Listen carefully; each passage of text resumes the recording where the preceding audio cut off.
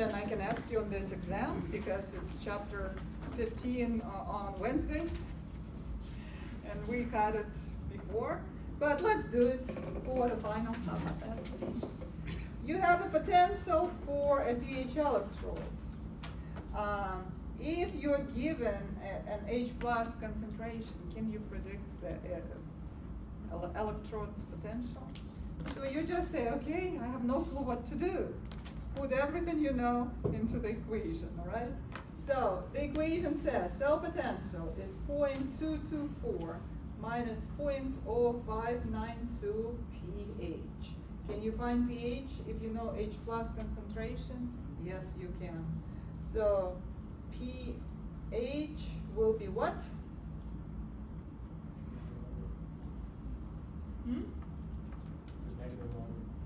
Yeah, so what is it? 1.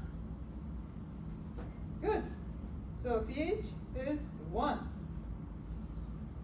0.224 minus 0.0592. So what is that?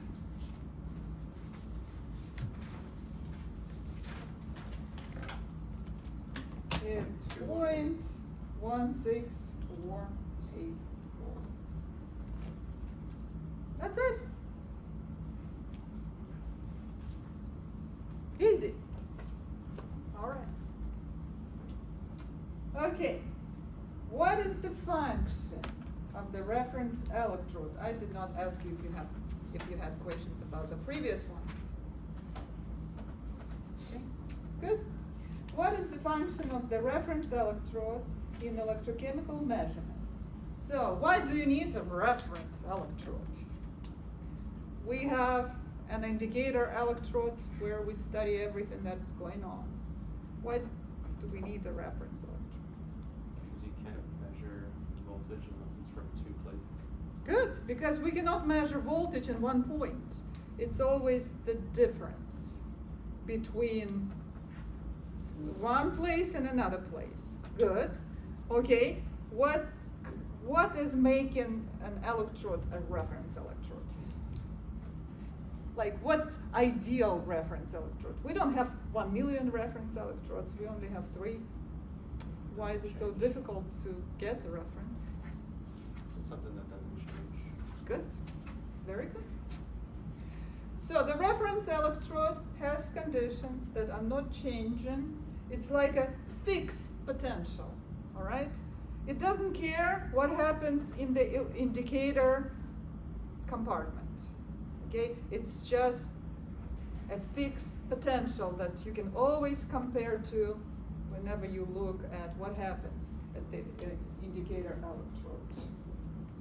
So it provides a half cell potential that is not changing, and it's not related to the conditions or processes in the indicator compartment or where indicator electrode is.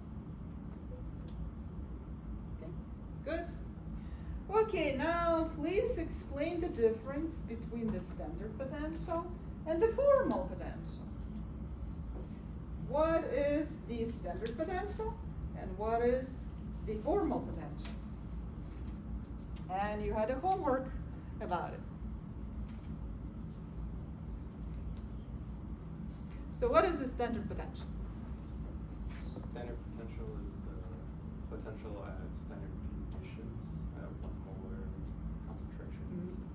1 molar concentration of everything, right? Measured versus what?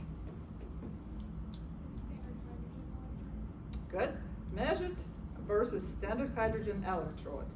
And pH there was 0. That's it. And the formal potential is, and they're both reduction potentials. Forgot to mention that. The formal reduction potential is what?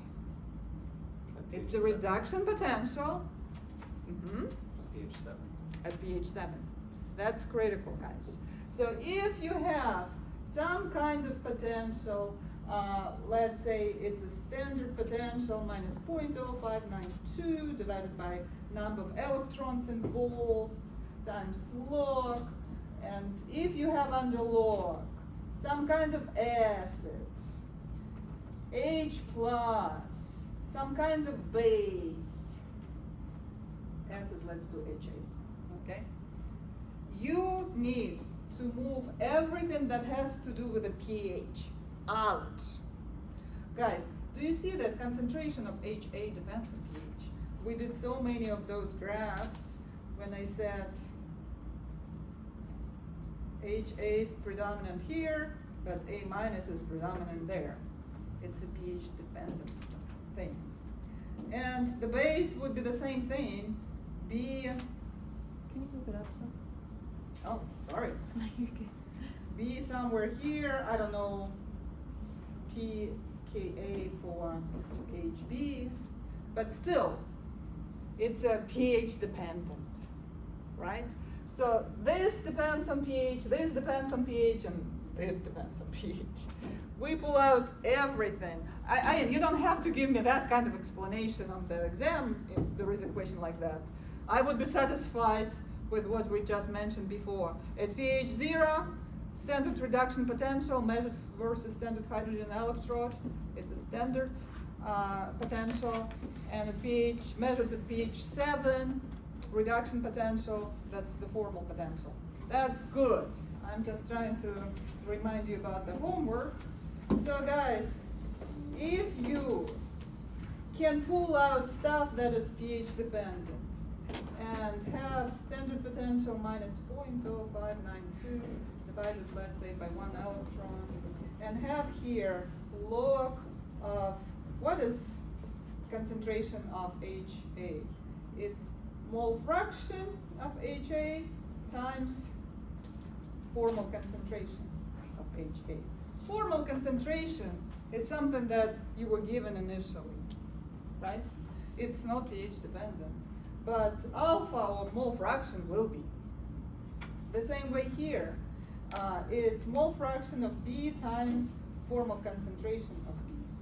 So if you pull out mole fraction here and H plus, and have it here, let's say mole fraction of HA times H plus divided by mole fraction of B, and have a pH 7. Do I have a pen of different color? This would be the formal potential. And you will still have one term, 0.0592 divided by 1 log of whatever does not depend on pH. So that part in red, it will define the potential of the cell, but it's not a formal potential. Whatever depends on pH, that's what you pulled out and subtracted from the standard potential, and that's the formal potential. Yes. And all that is equal, the front part that's in black is all equal to pH 7, right? Yes, it has to be at 7, pH 7. So 10 to the negative 7, whatever your mole fractions are for the acid and base at pH 7.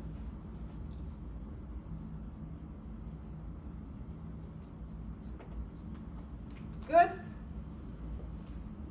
Okay, that's fine. I guess that's it.